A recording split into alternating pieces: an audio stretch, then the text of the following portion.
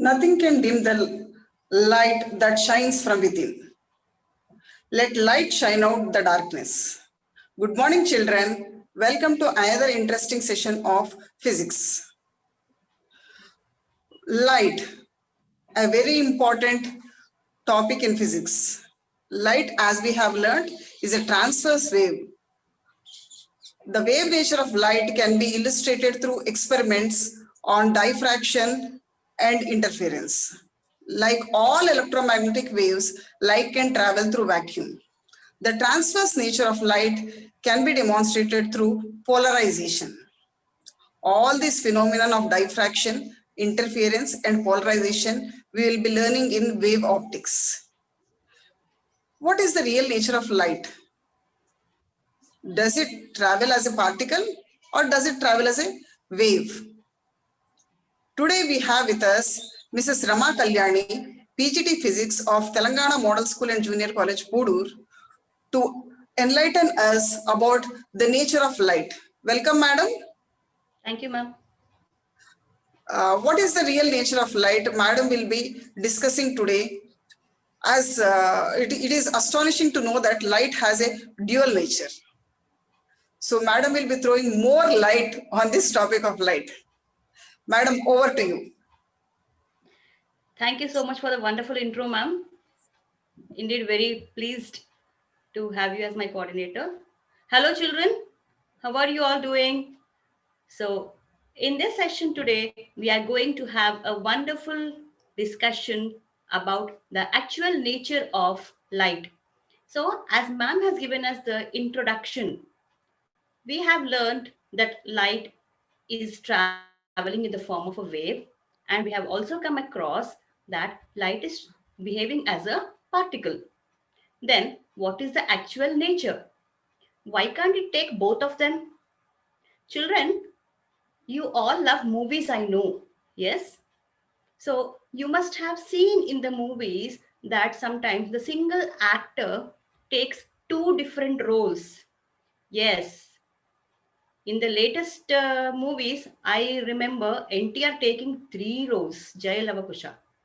And then before that, we had another movie of same junior NTR taking a double role. So he is the same single person, but he is portraying two different characters or three different characters in a movie. So what do we call the children? Double action. Yes, when we say that he's portraying two different roles, then we are saying that the character or the hero in the movie is playing double role. Similarly, our light also plays a double role in nature. This is nothing but the topic that we are going to discuss today, that is the dual nature of radiation and matter. So why we are taking the topic as radiation, children? Of course, light is a radiation. We know that light is very much a part and parcel of electromagnetic radiation. Isn't it, children? We have learned it in our lower classes, right? That light comes from the electromagnetic spectrum. Isn't it, children? So we are generalizing it to dual nature of radiation and matter. Of course, we will be discussing in the classes to come. So, children, let us see what we are going to learn in today's session. In today's session, we will be seeing a brief history of light. What do we learn in this? In this, we are going to see about the efforts of the scientists who tried to prove their points correct, whether light is a particle or light is a wave. Yes, children? So, we are going to see a brief history of light and come across great scientists who have contributed to this topic. We will see the discovery of electron, and before that, how electron came into being. The electron emission or the work function.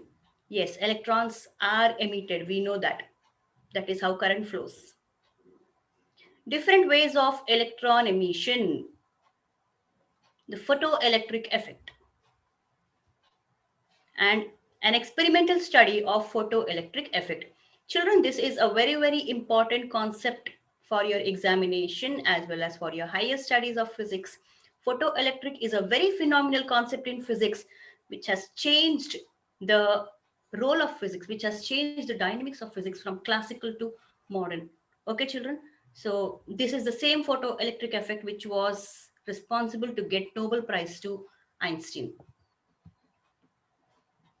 Now let us begin with the brief history of light, children. So initially, we had a scientist, Rene Descartes. Okay, you will learn about him in your mathematics also, children, when it is when you're talking about Cartesian coordinates. In 1637, he proposed that light is made up of particles called corpuscles. Okay, we must have heard about the corpuscular theory of light. Corpuscles means particles, children, small particles. So he proposed that light behaves in the form of particles. Okay, so he was the first one to propose that. Later on, after some years, came another scientist in 1678, Christian Huygens, who proposed the wave theory of light. Okay, children? But he said in 1637, Descartes said light behaves as a particle, and in 1678, Huygens said that light behaves as a wave. Both have their own reasons. But somehow, Christian Huygens' theory was not very easily accepted. The reason you will know why. The reason is this giant of physics. Who is he, children? Yes, Sir Isaac Newton the Great. So, Sir Isaac Newton also believed in the corpuscular theory of light. In his work Optics, which was published in 1704, he supported the particle nature of light. So, because of the supremacy of Sir Isaac Newton, the particle nature of light was very widely accepted. This was until the beginning of the 19th century, from where speedy work on the physics light set has been started. So in 1801, Thomas Young proved the wave nature of light with the famous Young's double slit experiment. So children, in our chapter Wave Optics, we come across the topics of Young's double slit experiment to prove interference of light. And then we have the single slit diffraction. And then, as ma'am said, polarization. All these things, children, are proved only when we accept that light behaves as a wave. So by his experiments, Thomas Young proved that light behaves as a wave. And then we had Foucault, who carried on experiments to prove the predictions of Charles Huygens. Okay, children. So back in 1678, Huygens had made some proposals, had made some suggestions regarding the wave nature of light, which were proved by Foucault in 1850. So now, children, you can see that in the 19th century, the wave nature of light was getting established strongly. And then the Maxwell's equations of electromagnetism. Okay, children, Maxwell's equations of electromagnetism. He started working on electromagnetic waves, and alongside somewhere else, even Heinrich Hertz was also working at the same time on the production and detection of electromagnetic waves, wherein also they proved that light was a wave. Okay, children. So now the particle nature of light was diminishing. According to the new rule now, light should be behaving as a wave. Okay, children? So now, then, how are we saying that light is behaving with two natures? That light also has particle nature. How did it come up again? Let us see, children. It was not very late. Parallelly, some more experiments were going on, wherein in the 1870s, a scientist called William Crookes had evacuated a glass tube. Okay, children, you can see this is a glass tube to approximately 10 power minus 6 atmosphere. This is a very, very low pressure, children. And he applied a very high voltage or potential difference across the two electrodes of the glass tube, that is the cathode and the anode. Okay, children, a very high voltage of some hundreds kilovolts power supply was given in between the cathode and the anode, and power was reduced. The pressure was reduced to 10 power minus 6 atmosphere. What do we mean by reducing the pressure, children? What will happen? Reducing the pressure is nothing but sucking out the air or the gases from the tube. That is what we are saying, reducing the pressure inside the glass tube. Okay, so that means when we are removing the gases from the glass tube, it means you are vacuumizing it. Now the glass tube is getting evacuated. There may be very few number of atoms or any particles left over in the glass tube, or they may be none also. Okay, children, so this is what an evacuated glass tube is. That is sucking out of gases or air from inside the glass tube and bringing it to a very low pressure. And then he applied a very high voltage between the two electrodes. Then these experiments were, children, already being performed by many scientists with different types of ionizing gases or different types of glass tubes. Okay, so Faraday was the first to observe dark spaces in front of the cathode, which extended till the anode. Now, what happened, children? In this condition, when all the gases were removed from the glass tube, what was happening? And under the high voltage, under the high potential difference between the cathode and the anode, Faraday first observed that there was some dark space covering the entire glass tube, which started from the cathode and extended till the anode. He named these things as cathode dark spaces or Faraday's dark spaces. After that, what happened, children? These dark spaces did not fill the entire tube. These dark spaces ended till the anode, and behind the anode on the wall of the glass tube, he could observe a fluorescent light. Okay, usually in the bluish green color, light bluish green color, children. He observed a fluorescent colored glow inside the tube. So, children, usually we get a doubt, right? The entire tube becomes dark, and just in the end, why is it glowing? So first of all, Faraday and other scientists, they could conclude that the reason for the dark spaces is the absence of gaseous atoms in the glass tube. Okay, children, there were no atoms that could help light to glow there. So because of the vacuum, there were the dark spaces. And then what is the reason for the glow at the end? Let us see that. So when the gaseous atoms were removed and high voltage was applied, they notice that there are some particles that are moving from cathode to anode. Okay, children?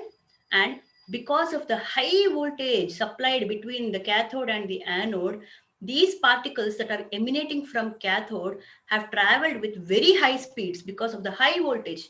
Notice, children, because of the high potential difference, some particles were emanating from the cathode plate to the anode plate with very, very high velocities.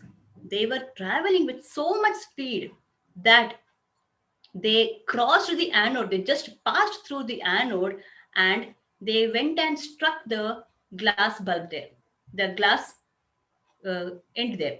Okay. Now, when when the particles went and struck the glass wall of the tube, what happened?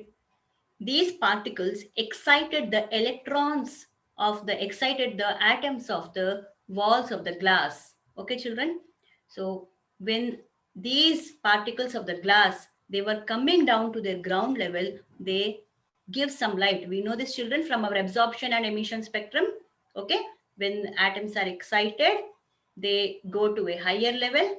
Okay, higher excited state, and then while coming back to their ground state, they emanate the same energy in the form of light. Okay, children. So this was the reason for the glow. That is, these particles from cathode, they traveled across anode, they traveled the entire tube and they struck the walls of the glass tube behind anode, and hence the glow came because of the absorption and emission of energy. You can see here, children. Also, if at all an object is placed in the way of the cathode rays, then they cast a very sharp shadow. You can see here, children, a metal cross is placed here. It is very dull in the image. It is a shadow. It casted a shadow, very sharp shadow, you can see exactly. So from this, we have to understand that cathode, these rays that are coming from the cathode are traveling in straight lines. Okay, children, they're traveling in straight lines. You must be asking, you must be thinking, what is this pink color glow? Children, if there are any gas particles left over in the tube, then they will be giving rise to some other color depending upon what gas it is. Okay, you can observe a greenish color shade here, children, behind the anode. See, anode is here, children. This is where anode is. Okay, and behind the anode, you are having that green color shade. Okay, the green color glow. Okay, the pink glow is due to the presence of remnant gaseous ions. Okay, here it is pink glow. If it is any other gas, it may be a different color. So now, looking at these things, William Crookes concluded that there were some rays that were emitting from the cathode in the tube. Okay, there were some rays because they are going and hitting the wall of the glass. Okay, and they are forming they are giving a different color altogether. Next, they are casting a shadow. You see, you can't see directly. Okay, whatever the microscopic particles are there, we can't see them directly. Yes or no? But we will see their behavior. Yes, children, we can see that behavior. Like they are casting a shadow. There are some particles moving which we can't see directly, but it is casting a shadow inside. Yes, so it is casting a shadow, which means that there are some particles moving from the cathode to the anode of the glass tube. Okay, so because these particles are emanating from the cathode plate, William Crookes named these particles as cathode rays. Okay, children, he named the particles as cathode rays because they start from the cathode. Okay, children, next, later, after some years, he established that the cathode rays are negatively charged as they are moving towards the positive electrode. Children, this is a common thing that we have to understand. Particles moving from one plate to another plate, that means they are getting attracted to anode. What is anode, children? Yes, it is the positive electrode. Yes or no? It is the positive electrode. Cathode is a negative electrode, anode is the positive electrode.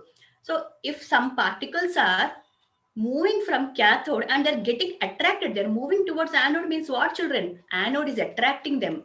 Why will anode attract them? Anode is positive. What kind of particles will a positive plate attract?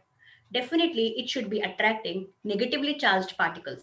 So with this, William Crookes concluded, he established the fact that yes, cathode rays are emanating from the cathode plate and these are negatively charged particles because they are going towards the anode directly. They are getting attracted towards the anode. Okay, children. Now, what could have made him say that they are negatively charged particles? Why not a negatively charged wave? So, children, here, what happened is, after looking at the glow on the glass tube, scientists started to apply a screen inside the wall of the glass tube. Okay, so this was a fluorescent material, a fluorescent substance, which is usually zinc sulfide.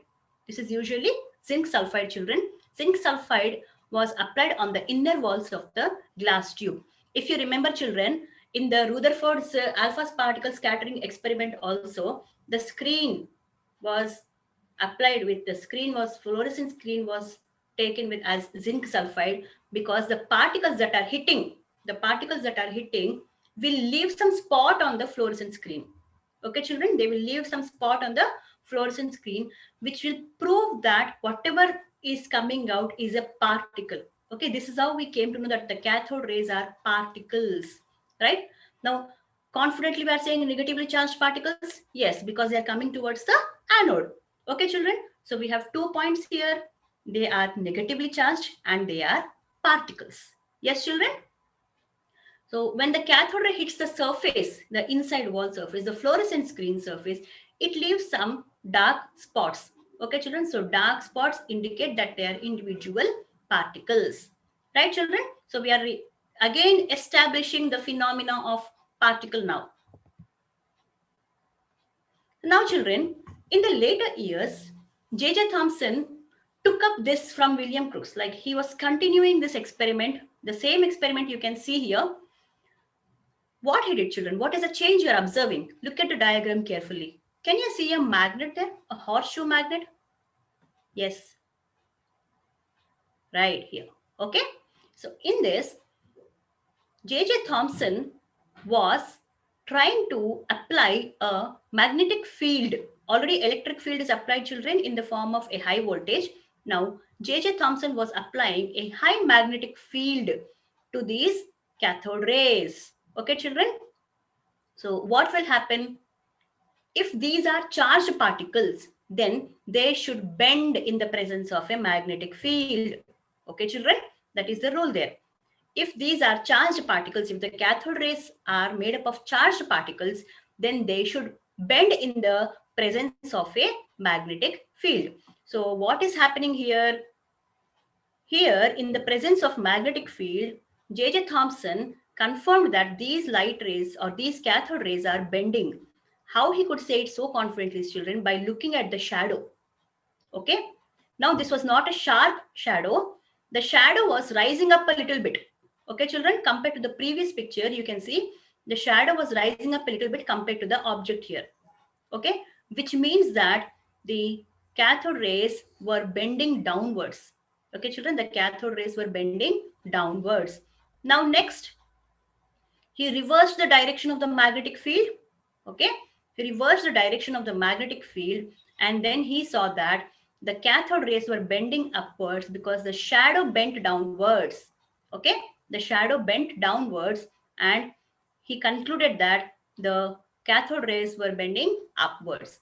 So, children, this was the genius of J.J. Thomson, who again re-established the fact that the cathode rays are negatively charged particles because they deflect in the presence of magnetic field or electric field. Children, if they are uncharged particles, okay, uncharged particles, they do not deflect in the presence of magnetic field. They travel straight in their own direction. Okay, children? So, hence, J.J. Thomson once again concluded that cathode rays are negatively charged particles. Now, we very well remember from our lower classes children that the credit of discovering the electron goes to J.J. Thomson himself, for which he was awarded the Nobel Prize. So, did the discovery of electron take place so easily? No, children. Till now, we have established the discovery of the cathode rays. Okay, we have told that they are negatively charged particles. Now, let us see how electron came into being here. How is it that we are talking so confidently about electron sitting today? Okay, so Sir J.J. Thomson was the first to calculate the speed and the specific charge of the cathode ray particles. Specific charge is the charge by mass ratio of the particle, children. So initially, scientists did not know individually the charge and the mass separately. Okay, they could not find separately. They just knew a value called as a specific charge, which later we are telling it as E by M value. Okay. Now, the presently accepted value is 1.76 into 10 power 11 coulombs per kg. Coulombs, charge, kg, mass. Okay, children?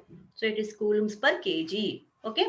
So the accepted value of E by M is 1.76 into 10 to the power of 11 coulombs per kg. Look at the units, children. Very easy to remember.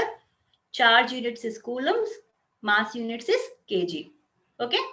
So units of the specific charge is coulombs per kg. Children, you have to remember such values. Okay. They will be helping us to solve numerical problems. The speed of the cathode ray particles were found to be about 0.1 to 0.2 times the speed of light. Isn't it very close, children? We know that the speed of light in vacuum is how much?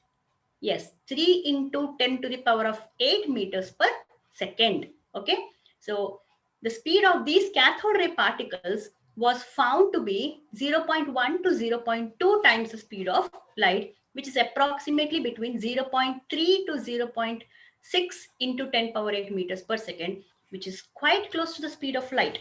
Yes, children? And that is very, very speed. These cathode ray particles are traveling with very high speeds. And it was also found that this specific charge was found to be independent of the nature of the material used.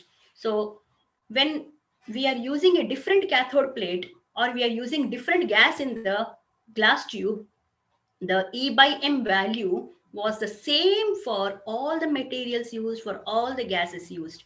Okay. So what do we understand here, children? We understand that the cathode ray particles are universal for any material. Okay. Because we are getting the same E by M value. Okay.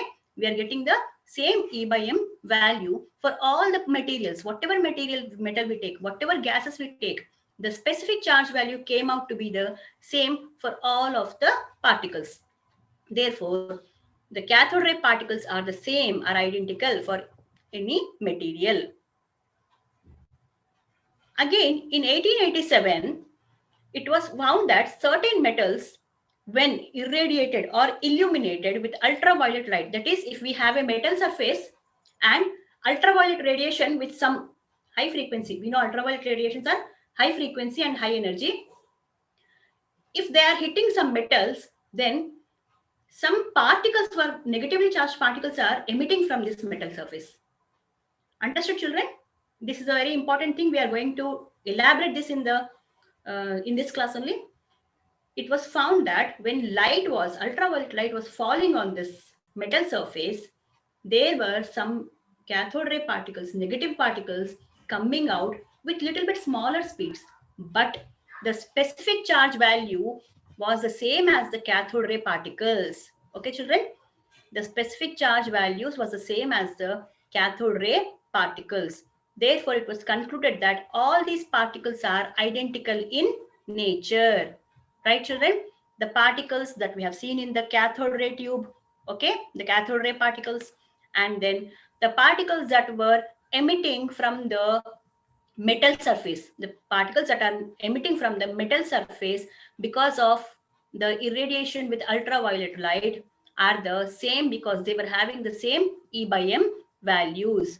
So here it was concluded that all these particles, the negatively charged particles, should be the same. Okay, maybe they are coming out with different velocities, but they are by nature same. In 1897, J.J. Thomson named these particles as electrons. Okay, children, these particles that are emitting from the cathode plate as cathode ray particles, and the particles that are getting emitted from the metal surface because of illumination with ultraviolet rays are the same. They are nothing but the electrons.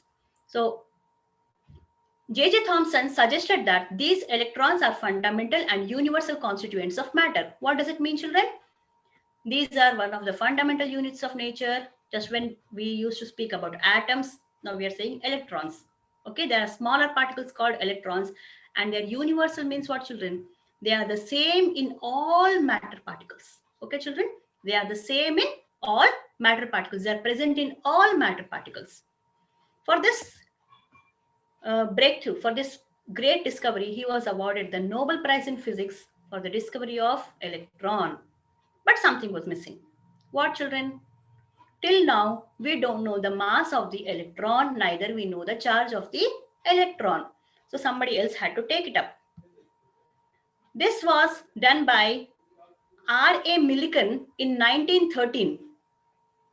Millikan performed his famous oil drop experiment for a precise measurement of the charge of an electron. Okay, children? He performed an experiment and measured the charge of an electron. He found that the charge of electron is 1.602 into 10 to the power of minus 19 coulombs. Children, you have to remember it even if you are in a very deep sleep. Being a science student, even if you are in a very deep sleep, whenever you are asked for this, to mention the charge of an electron, you have to tell it. The charge of an electron was found to be 1.602 into 10 to the power of minus 19 coulombs. Okay, children?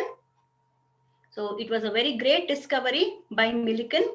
Now we know E by M value. we know E value. E is nothing but the charge of the electron. Yes. So from these two values, we can determine the mass of the electron. But before that, Millikan also established that charge is quantized. What do we mean by quantized, children? Charge is quantized. That is, the total charge of a substance is an integral multiple of the charge of the electron. It is an integral multiple of the charge of the electron. So if we have Q is equal to N into E, okay, Q is the total charge of a substance, N is the number of electrons in the substance, and E is the charge. Okay, children? So quantized is Q is equal to N into E. According to Millikan, this charge is quantized. So from the values of E and E by M, the mass of the electron could be determined. Okay, children? Now, as I told you, E by M value was already established or already calculated by J.J. Thomson. The value of E was found by Millikan, and using these two, the mass of the electron M was also calculated. Right, children? Now, another important thing, electron emission. We are saying cathode ray particles are emitted. We are saying metal surface has emitted some negatively charged particles. And then J.J. Thomson concluded for us that all these are nothing but electrons only. Okay? Which means that the electrons that should be present in a material are actually coming out of it, right? They are coming out of it. But how? Normally, do you think electrons come out of the materials just like that? Or just take a metal, for example. Okay. Suppose you have an iron key in your hand or an iron nail in your hand, which is a metal, very good metal, or a copper wire in your hand. Do electrons just come out like that, children? Have you ever experienced that? No, we have never experienced that. Yes, electrons are coming out. Okay, electrons can leave the metal surface, but it is not so easy for them, children. See, children, we know that in a metal, the electrons are free. Okay, metals have a many number of free electrons, which are usually responsible for their electrical conductivity. But does that mean that the electrons can come out of the metal, leaving the metal? Do they do it? What is stopping them? If it can't come out on their own, then what is stopping it?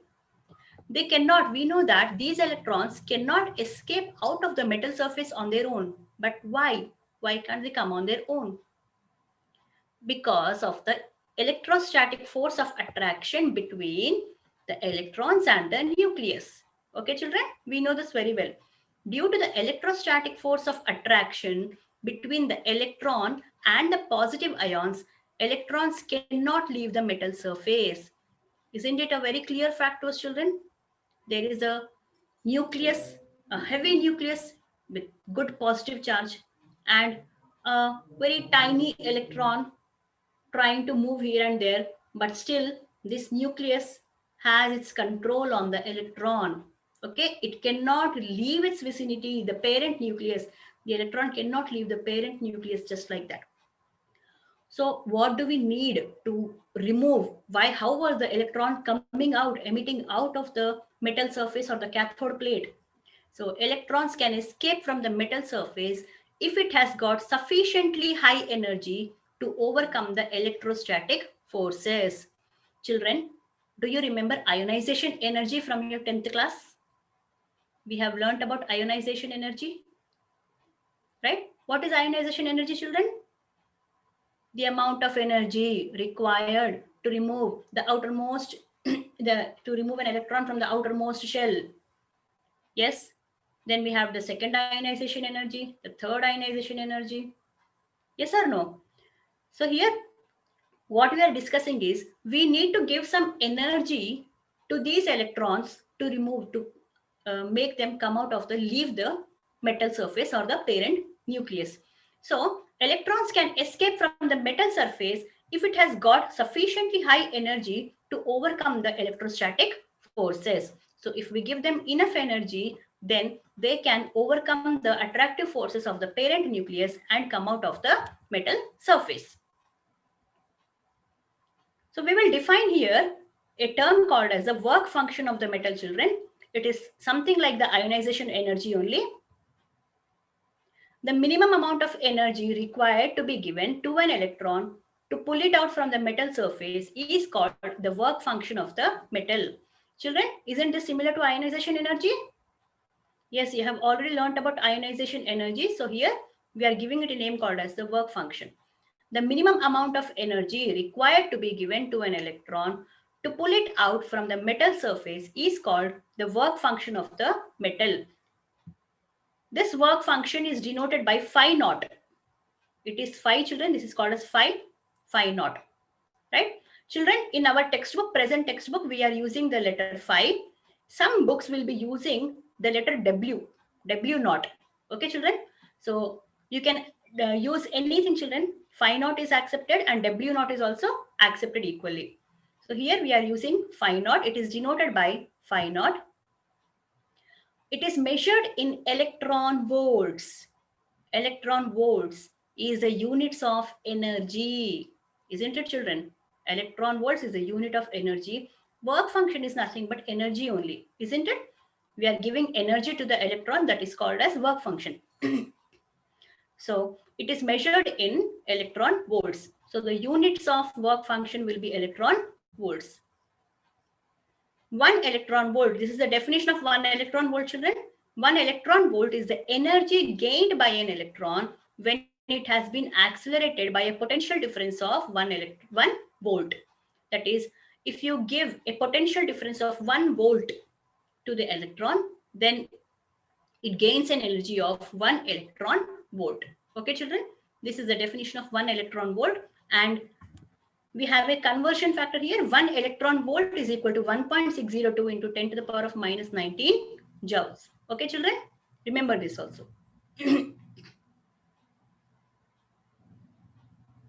The work function depends on the properties of the metal and the nature of its charge.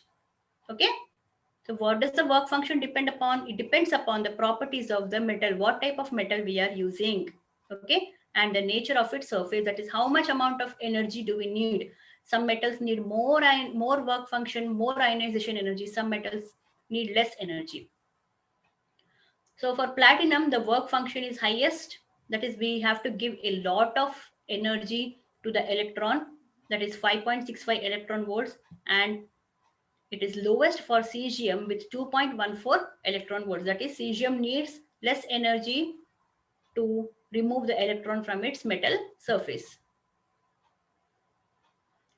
Now, children, let us see in how many ways can we remove the electron, pull out the electron from the metal surfaces. Few we have already discussed unknowingly. We have studied about William Crookes experiment. When we were studying about William Crookes experiment, we have a cathode and an anode. Yes, and we are applying a very high voltage. Yes or no, children? We are applying a very high voltage between the cathode and the anode. Then we are saying that these cathode ray particles or the electrons are coming from cathode and going towards the anode. Isn't it, children? Now, what is this, children? Application of electric field, right? That is, if we apply a high electric field to the cathode and to the cathode plate, then the plate can emit electrons. This is one way of emitting electrons, children. The other also we have discussed while discussing the discovery of electron, that some metal surfaces, when they are incident by an ultraviolet light of sufficient frequency, sufficient energy, then this metal surface will emit electrons or the negatively charged particles. Okay, 2 we have already discussed. There is only 1. Of course, we will discuss all the 3 again. So one more method is the thermionic emission. Okay, children, one more method is the thermionic emission. As the name suggests, children, thermal means heat. That is, if we heat by suitably heating and by sufficient thermal energy given to the electrons, to the free electrons, we can be able to extract them from the metal. We can pull them out of the metal by heating the metal surface. Okay, children. So electrons that are close to the metal surface, when they receive this heat energy, they will have some energy to escape, to break the bonds from the parent nucleus and escape from the metal surface. Okay, children? So this thermionic emission was first discovered by the scientist Edmund Becquerel. Edmund Becquerel in 1853. Okay, children? Later, it was rediscovered or observed again by Thomas Edison. So, children, Thomas Alva Edison, what is he known for? Yes, the discovery of the bulb. So, how did he notice? He was trying to find the reason for the breakage of lamp filaments. Okay, children, we know that Edison has used some thousands of different materials, combinations to get an accurate filament for the bulb. Okay, so he was continuously facing failures, but he did not give up. Then he was trying to find reasons why the filaments are breaking. What is the reason for the breakage of filaments? And also, he observed that the lamp sometimes turned black. Okay, children, the lamp sometimes turned black. Okay, so this is corresponding to the cathode dark space that was observed by Faraday. Yes or no, children? That was observed by Faraday. So here, the electrons were emitting. Okay, the electrons were the cathode ray particles here, or the electrons were emitting here. Okay. So this is thermionic emission, children. The glow of the bulb is also a reason of thermionic emission.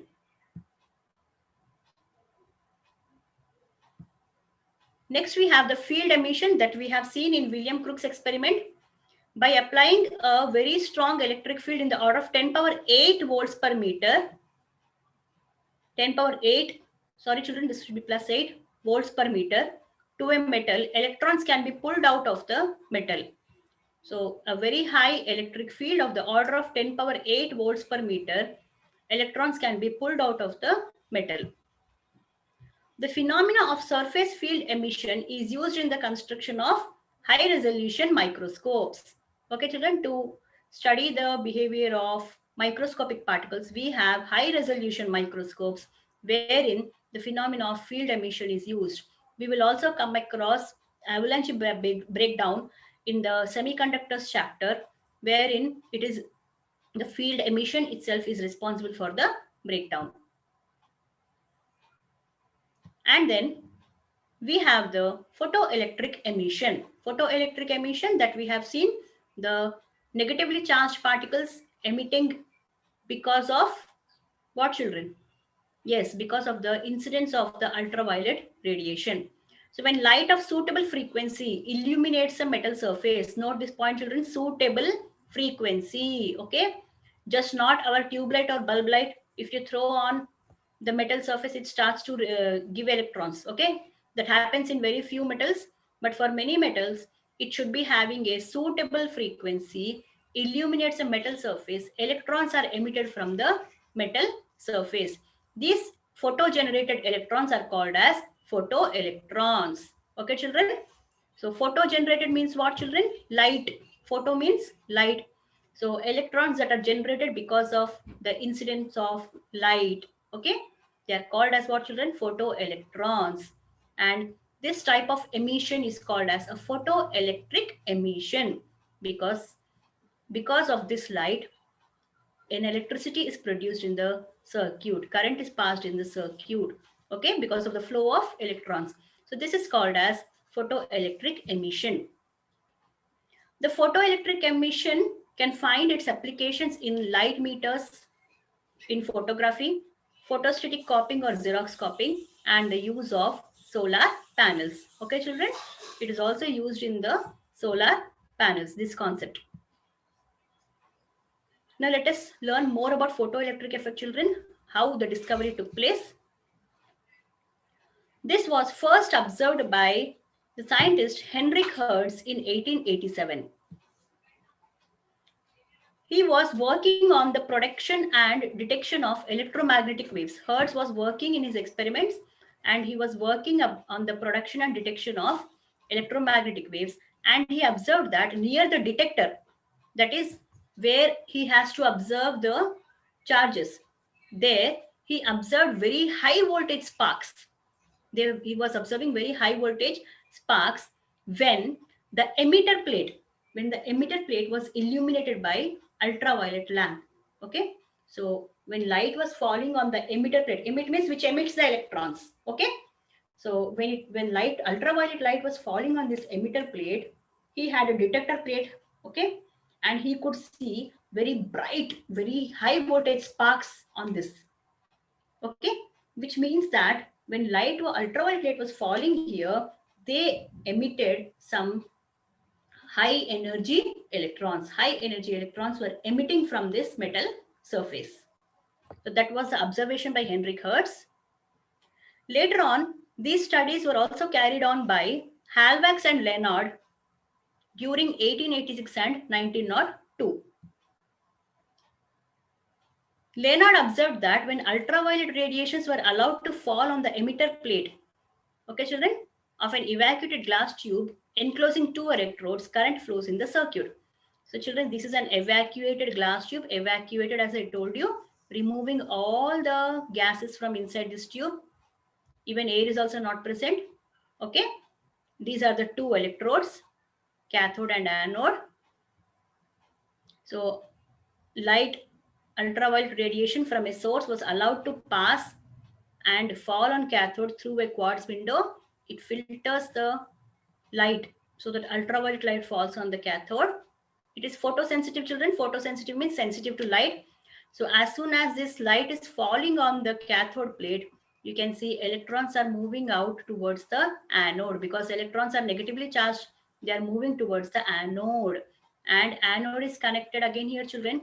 So because of this flow of electrons continuously, a current is flowing in the circuit now. Now, what did Leonard do to confirm this? He tried to stop this ultraviolet rays radiation. Okay, that means he just switched off the source for some time. When he switched off the source for some time, what happened? Even the current also stopped. Okay, the current also stopped. Okay, this is we have an ammeter here, children, which records the current, which gives the current measurement. Okay, it started showing 0. Again, when he switched on the source of light, again current started flowing. When he switched off, current stopped flowing. It clearly means that the ultraviolet radiation was responsible for the flow of current in the circuit. Isn't it, children? Because when he put it off, the current was off. When he put it on, the current was on again. Okay.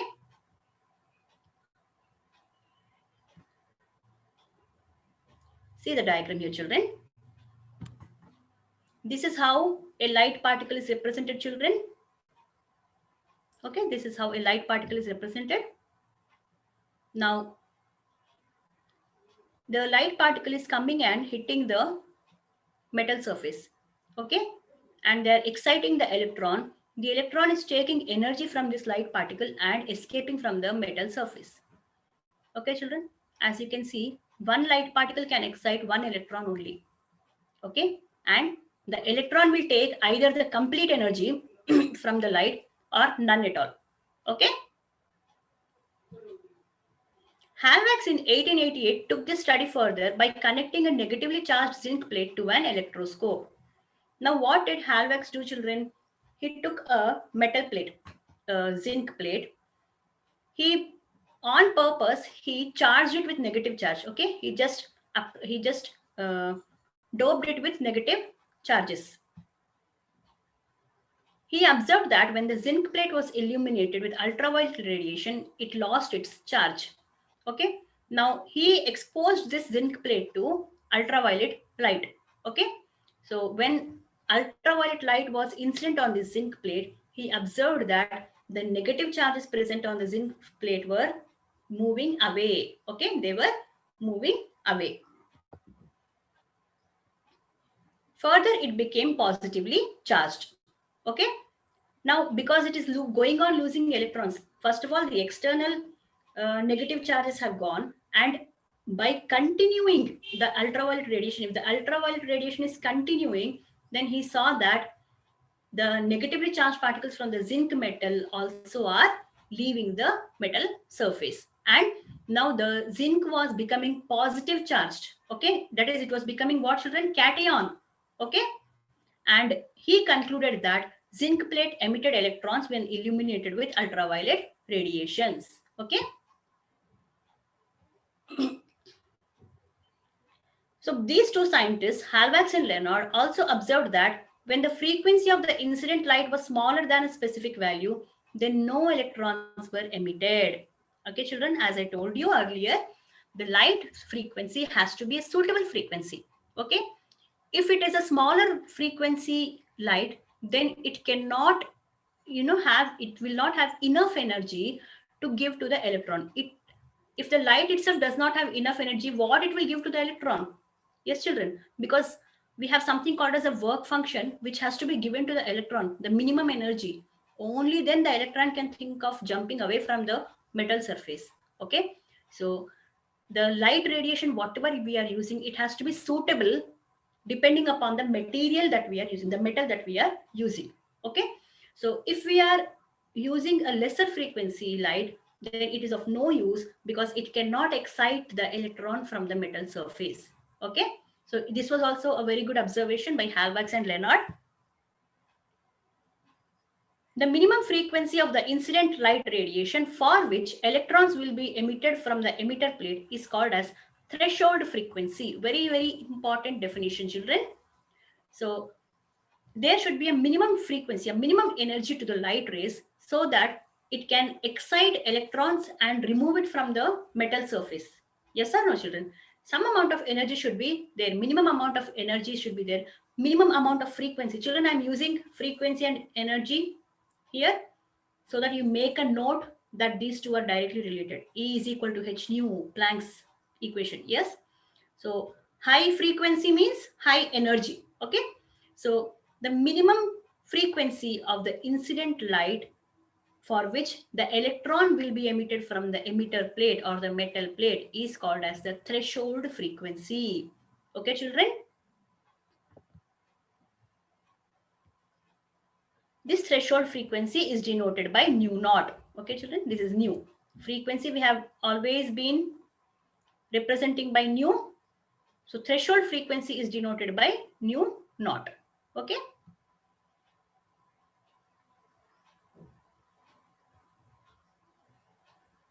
The work function of the metal can be written in terms of the threshold frequency. Yes or no, children? Work function, we are saying it is the minimum energy required. Oh, no? Isn't it? Work function of the metal can be is the minimum amount of energy to be given to an electron so that it jumps out of the metal. Work function concerned with the metal. And then we are talking about the threshold frequency, which is coming from the source. Okay, the minimum frequency for the source of light so that it will go and give that energy to the electron, and the electron takes it and jumps away from the metal. These two are related, children. The work function and the frequency are related, as phi naught is equals to h nu naught. Okay, children, phi naught is equals to h nu naught. Compare this equation with E is equal to h nu.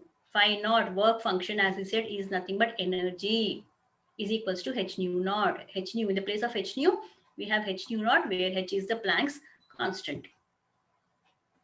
Metals like zinc, cadmium, and magnesium respond only to ultraviolet radiations. So these are good metals, children. These metals like zinc, cadmium, and magnesium, they respond only to ultraviolet radiation, which means for normal lights, these will not show photoelectric effect. Okay, these metals, and there are many more metals which need ultraviolet radiation. Ultraviolet radiation means what, children? High frequency and high energy. Okay, so they need high energy light, high frequency light, and of course low wavelength. Okay, so that photoelectric effect can take place. Whereas there are some other metals like the alkali metals like sodium, lithium, potassium, rubidium. All these things are sensitive even to visible light. Okay, that is sodium or lithium, they start emitting electrons even in the presence of what, children? Even in the presence of visible light. Okay, children. So this is the difference you can see photoelectric effect is not the same for all metals. Some metals need a very high frequency radiation, whereas some metals can show photoelectric effect, or some metals can give electrons even in the presence of a visible light. Now let us see, children, the experimental study of the photoelectric effect, what all we need here. So here, this blue colored box is an evacuated glass tube. Evacuated, as I told you, gas is removed totally. Okay, low pressure applied with high voltage, right? And this is a tube with a quartz window, children. As I told you, quartz window filters, it allows ultraviolet rays to come inside. This is the source of light here, S. Okay. The red colored plate here is the cathode, the photosensitive plate represented as C. We will be using C only, children. The cathode. And the blue colored plate is the anode. Okay, children, the blue colored plate is the anode, right? They are applied with high voltage here, children. Okay, there's a battery connected here below. And this is the voltmeter, children, not battery. This is a voltmeter. And this is the microammeter. And this is a commutator, children. Children, in your 10th class, while studying the working of electric motor, you have heard this word called commutator. What does commutator do, children? Yes, commutator changes the polarities whenever required. Okay, from negative to positive and positive to negative. It changes the polarities whenever required. So here also we make use of this commutator. So children, when light is incident on this, electrons start moving from the metal surface. Okay, children? You can see the yellow colored particles. Assume them to be electrons starting from the cathode plate, and they're going towards the anode. Okay, so when this is taking place, when electrons are passing from cathode to anode, there is current passing in the circuit. Okay, you can see the glow here, children. The yellow color glow, it is, I use this to represent the flow of current when the particles, electrons are moving from cathode to anode. Okay, children, so these are the electrodes. I hope you understood this, children. When a source of light is incident on the cathode plate under high electric field, electrons are moving from the cathode plate to the anode plate and giving rise to a current in the circuit. Right, children? Now let us see some of the important components that we have used in this experiment. The glass tube here, children, you can see the anode. It may not be exact. The cathode. It is a commutator, children. When you go back to your physics, go back to your school, you will find this in the physics lab. The commutator, which helps in changing or reversing the polarities. This is the microammeter. You can see the calibrations on this, children. Microammeter, a current is produced in the range of microamperes, a small current. And this is the voltmeter. Voltmeter also has calibrations. So these are the important components or apparatus that we have used to study the photoelectric effect. Now, let us take a quick look at the experimental procedure, children. The source is a monochromatic light of short wavelength. Yes, we are using ultraviolet light. Ultraviolet light is high frequency and small wavelength. This light falls on the photosensitive plate C. The electrons are emitted by the plate C and collected by the metal plate A. So the electrons are emitting from cathode and going towards the metal plate anode. Due to the high electric field created by the battery, C is negative and A is always positive. Okay, children, as we have discussed here, the battery is so connected that C is the cathode and A is the anode. When electrons are emitted by C, it becomes relatively positive compared to A. Okay. So what is happening, children? As C is giving away electrons, it should be becoming relatively positive to A. But this should not continue to happen. Why? Because if C becomes positive and A becomes negative, then A will start repelling electrons, which will stop the photocurrent. Okay. So if A is becoming negative compared to C, what will happen? Electrons going from C will be repelled by A. Because it is positive, it is attracting and current is flowing. But what will happen if it starts becoming negative, more and more negative? The repulsive forces will increase and the electrons will not reach A, and there will not be any current in the circuit. So to change this, we have the commutator. Hence, a commutator is used to reverse the polarity of C and A such that C is always maintained negative and A is always positive. So this commutator, we keep reversing the poles so that C is always negative compared to A. The flow of electrons gives rise to a current in the circuit. Okay, children? So this flow of electrons, we know that flow of electrons is nothing but current. So flow of electrons give rise to a current in the circuit. The potential difference between the cathode and the anode is measured by the voltmeter, and the resultant photocurrent is measured by the microammeter. Children, we have seen the pictures also. Voltmeter is used to measure the potential difference, and the current, the photocurrent, is measured by the microammeter.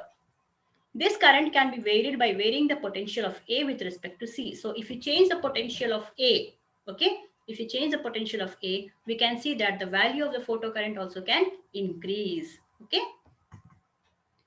The intensity and frequency of the source of light can also be varied. So we have the source of light also, children. If we increase the frequency, if we increase the intensity, what will happen? All these effects we will be seeing in the next class, children. Okay. So the photocurrent can be varied or changed by changing the intensity and frequency also. Right, children? Now, we will discuss about the particle called photon. Why we have to discuss about a particle called photon?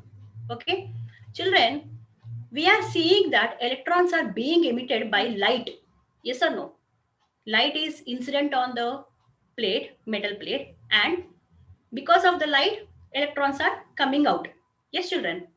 But children, we know that by Planck's theory that energy absorption or emission is not continuous. It is in the form of packets, quantas. Yes or no? Energy is discrete. Long back, Planck has told us that energy is in discrete packets, right? That means for one electron to come out, we should have 1 unit of light. Okay? For one electron to come out, we should have 1 unit of light. It is not a continue wave, children. Initially, in classical physics, it was assumed, during classical physics, it was assumed that this wave, when it is hitting, when light was considered to be wave, this light wave entering into the metal, the electron is collecting it. The electron is collecting the energy from the light wave, and when it has enough energy, it is jumping out. But children, this is not the scenario. Okay? The actual scenario is that light is acting like units, single units called photons. Okay? Light is acting as single units called as photons, each photon carrying an energy of h nu. Okay, each photon carrying an energy of h nu. This is incident on the light surface, and one photon emits one electron. One electron takes energy from one photon. So it is 1 to 1, children. Okay. The phenomena of photoelectric effect could not be explained by the wave theory of light. Okay, children. So here we are talking about different packets of energy. Light is made up of different packets or particles of energy. Once again, you're seeing, children, because of these phenomena of photoelectric effect, once again, the particle nature of light has come forward. Okay. Einstein proposed that light consists of units called as photons. Okay. So Einstein took the help of this energy equation A is equals to h nu, which was given by Planck initially. So he said that this light is not a continuous wave. It is made up of discrete patterns. Why? Because light energy is being absorbed from light, and again it is getting emitted in the form of light only, which means that it has to be in discrete packets of energy. Okay, so he named them as photons. Okay, children, the unit of light is called as each unit or each quantum of light is called as a photon. Each photon can emit one electron only, and the energy of a photon can be expressed with E is equal to h nu. Children, try to see this video, observe carefully. This demonstrates the photoelectric effect.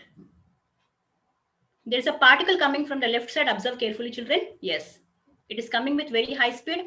Please see it. Yes. So as soon as a particle is coming and hitting the metal surface here, an electron is getting emitted. You can see the particle is coming with, the particle is nothing but the photon here, children. It is coming with very high speed, but the electron does not have so much speed. It is reduced. Yes, children. And you observe the particle also, children. What we have seen in the previous image, a blue colored particle. Okay, children. So the particle is coming, hitting the surface, and electron is emitted. So one photon hitting the surface emits one electron. Understood, children? One photon hitting the surface emits one electron.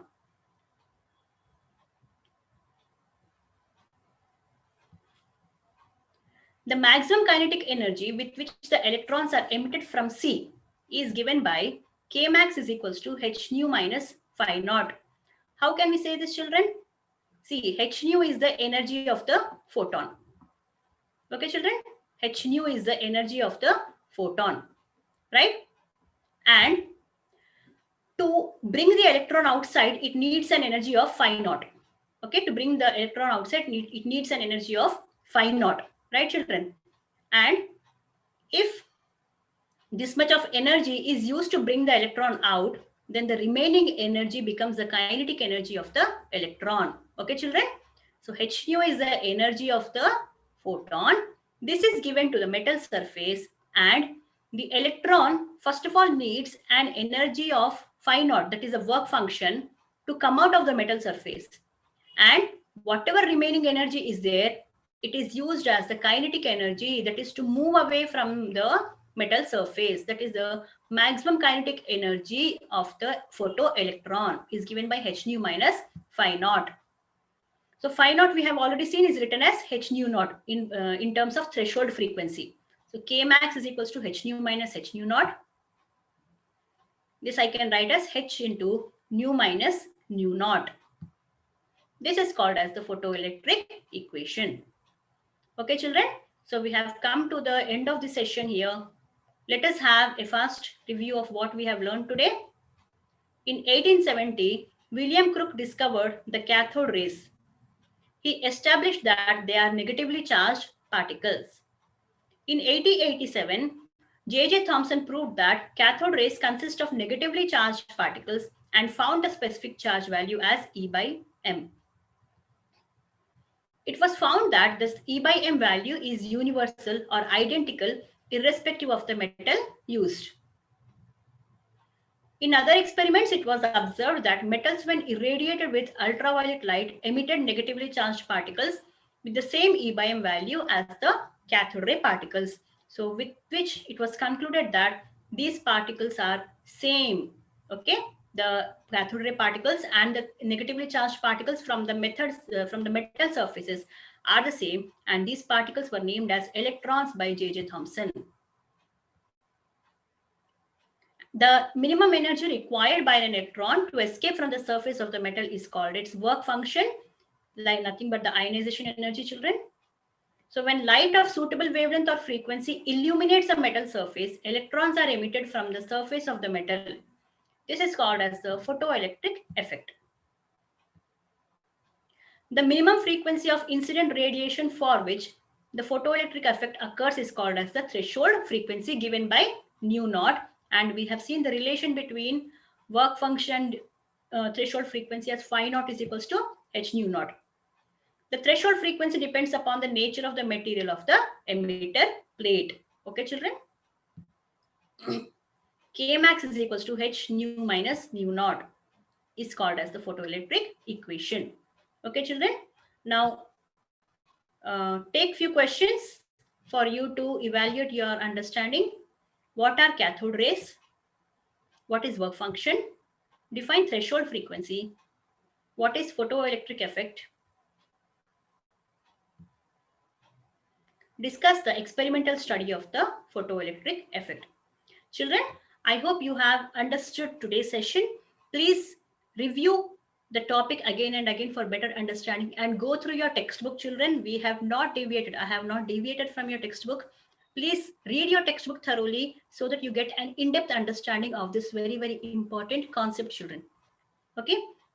So in the next coming sessions, we will see the different parameters that affect the photoelectric current. Okay, children. So thank you for today. Bye-bye.